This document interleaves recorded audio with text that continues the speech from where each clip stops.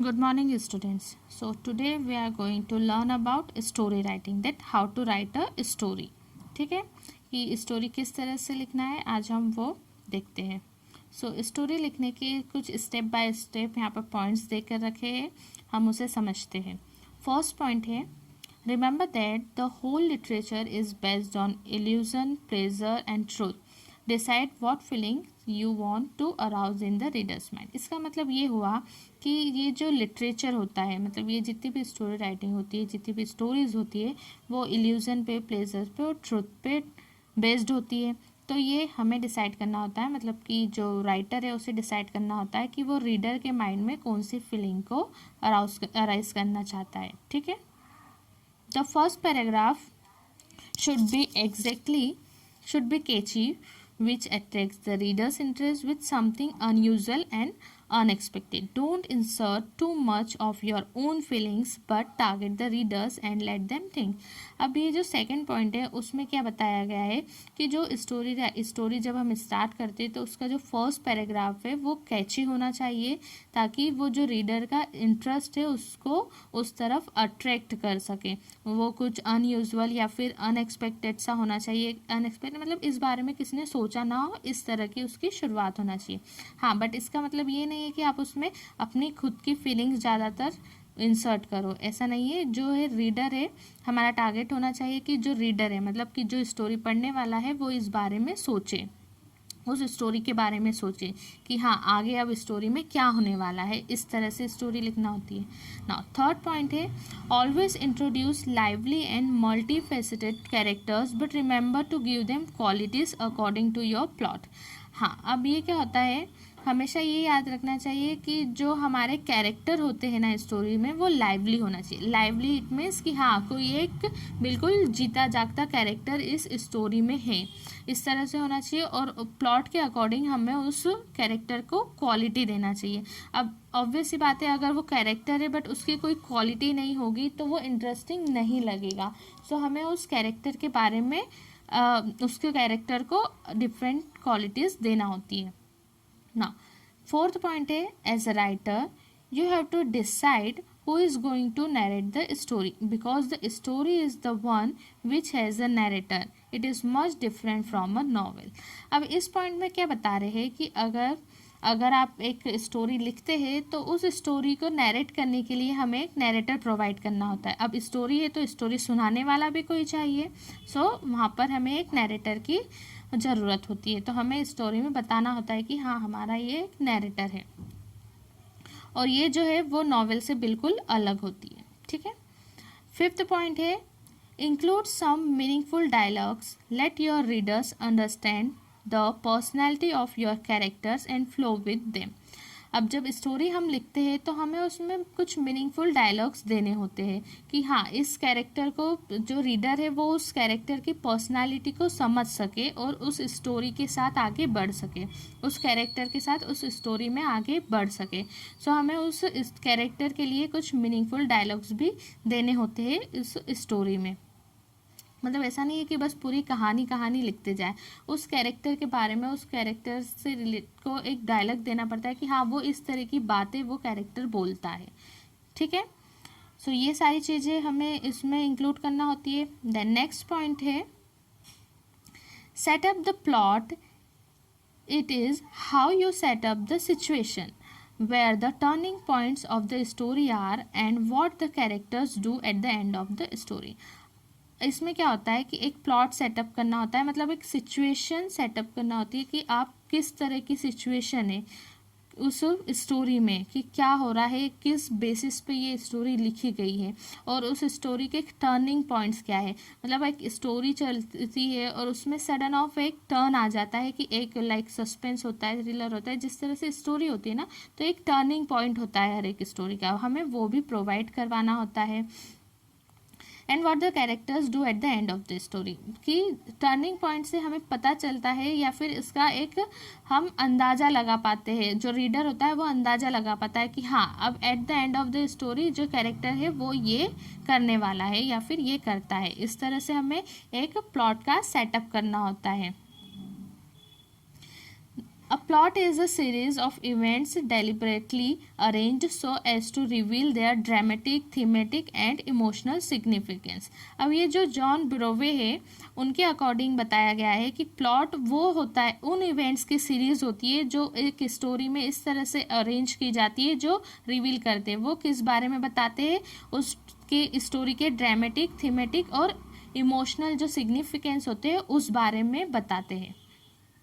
7th point है create conflict and tense atmosphere according to जैन ब्रोवे. मतलब कि उनका ये मानना है जैन ब्रोवे का कि कॉन्फ्लिक्ट और एक टेंस एटमॉस्फेयर भी हमें स्टोरी में क्रिएट करना होता है. ठीक है, उसको वो और बताते हैं उस बारे में कि जो कॉन्फ्लिक्ट है is a fundamental element of fiction because in literature only trouble is interesting. It takes the trouble to turn the great themes of life into a story, birth, love, work and death. अब ये जो जैन ब्रोवे है उनका मानना है कि जो conflict है वो उस फिक्शन स्टोरी का, जो लिटरेचर में जो फिक्शन स्टोरी होती है ना, उसका एक फंडामेंटल एलिमेंट होता है, क्योंकि वो बताते हैं कि जो भी ट्रबल्स होती है ना वो एक स्टोरी को इंटरेस्टिंग बनाते हैं. अब जैसे हम कितनी सारी स्टोरीज पढ़ते हैं तो उसमें जो ट्रबल्स होती है, कुछ इंटरेस्टिंग पॉइंट होते हैं, उसी से जो स्टोरी है उसको हमें पढ़ने में अच्छा लगता है, इंटरेस्ट आता है कि हाँ अब ऐसी ट्रबल आई है तो उसको सॉल्व करने पे किस तरह से वो होगी, तो हम स्टोरी को आगे पढ़ते हैं और वो यही सारी जो चीज़ें हैं वो स्टोरी को इंटरेस्टिंग बनाते हैं, ऐसा उनका मानना है. जैसे कि कुछ थीम्स होती है लाइफ इनटू स्टोरी, जैसे birth, love, work and death, ये सारी जो थीम है इस बेसिस पे हमें कॉन्फ्लिक्ट्स क्रिएट करने होते हैं. नाउ 8th पॉइंट है build a climax. The main character understands what hasn't been seen before and realizes what must be done or finally decides to do it. अब जो है हमें क्लाइमैक्स बिल्ड करना होता है कि जो मेन कैरेक्टर है वो समझता है कि अब इसके पहले जो है क्या हुआ था, या फिर इस तरह से रियलाइज़ करता है कि अब क्या होने वाला है. ठीक है, और फाइनली डिसाइड करता है कि उसे क्या करना है. ठीक है, मतलब कि पूरी स्टोरी में जो भी सिचुएशन होती है, जैसे कि टर्निंग पॉइंट है, टर्निंग पॉइंट में क्या क्या हमने इवेंट्स डाले थे, क्या क्या इंसिडेंट्स डाले थे, स्टार्टिंग किस तरह से की थी, एंड देन क्लाइमैक्स. अब जितनी भी एक्टिविटीज़ पहले हुई है स्टोरी में उसी के बेसिस पे हमें क्लाइमैक्स लिखना होता है. ठीक है, मतलब स्टार्टिंग में क्या बताया गया, देन फिर बीच में उसमें क्या बताया गया, टर्निंग पॉइंट्स क्या क्या आए थे उसमें, वो सारे बेसिस, सारे जितने भी इंसिडेंट्स होते हैं उन सबको मिलाकर जो है कैरेक्टर, जो मेन कैरेक्टर होता है स्टोरी का, वो फिर डिसाइड करता है कि फाइनली अब जो क्लाइमैक्स है यानी कि जो एंड है वो किस तरह से होगा. देन 9th पॉइंट है कंक्लूजन. द सेंट्रल कैरेक्टर में विन और may lose exposing the reality of societies reality. अब जो कंक्लूजन है, जो मेन कैरेक्टर होता है, जो सेंट्रल कैरेक्टर होता है, वो उस पूरी स्टोरी में जो सोसाइटी की रियलिटी होती है उसको एक्सपोज करने में या तो विन करता है या फिर वो लूज़ करता है. मतलब अब स्टोरी का कंक्लूड करना है तो हमें ये बताना होगा ना कि स्टोरी का जो मोरल था या फिर जो रियलिटी हमने बताई है वो सही गई है या गलत गई है, मतलब जो कैरेक्टर है वो उसमें उसको पूरा कर पाता है या नहीं कर पाता है. सो ये हमें कंक्लूड करना होता है. ठीक है, नाउ अब देखते हैं फॉर्मेट ऑफ स्टोरी राइटिंग. सबसे पहले बिगनिंग होती है, उसको कुछ इंटरेस्टिंग फ्रेजेस जैसे होते हैं, Adam was in a fix, the day was departing, the bridge was message in his face, every morning I use to walk there but that day was different, once a time. इस तरह से कुछ जो beginning होती है story writing की हम start करते हैं.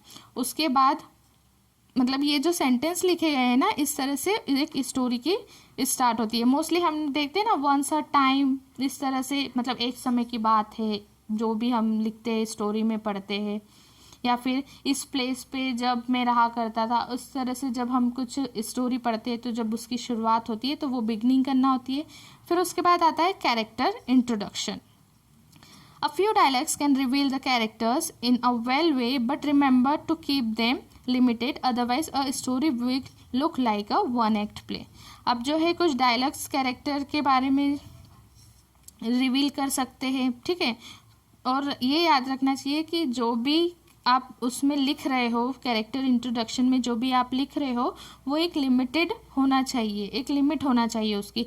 अदरवाइज क्या होगा, जो स्टोरी है वो वन एक्ट प्ले लगेगा।